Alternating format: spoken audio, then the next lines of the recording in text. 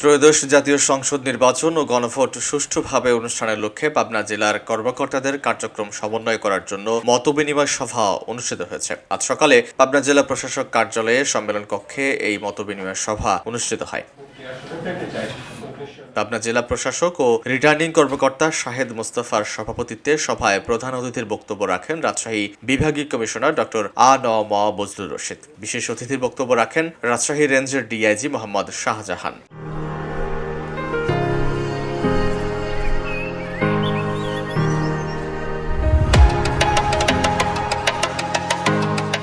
সভায় ডক্টর আ.ন.ম বজলুর রশিদ বলেন, এবারে নির্বাচন হবে সেরা নির্বাচন। সুষ্ঠু নির্বাচনের পরিবেশ বহাল রাখতে আমরা বদ্ধপরিকর।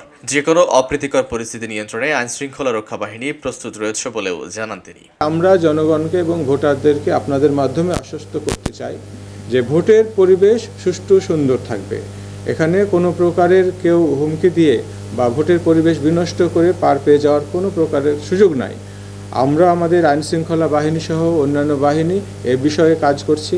আমাদের মোবাইল টিম কাজ করছে, ভ্রাম্যমাণ আদালত কাজ করছে, আমাদের জুডিশিয়াল ইনকোয়ারি কমিটি কাজ করছে এবং আমরা অত্যন্ত আশ্বস্ত এবং বিশ্বাস করি যে পাবনার জনগণ এবং ভোটারগণ অত্যন্ত শান্তিপ্রিয়, প্রত্যেকে আইন মেনে চলার ক্ষেত্রে খুবই আগ্রহী এবং অগ্রগামী।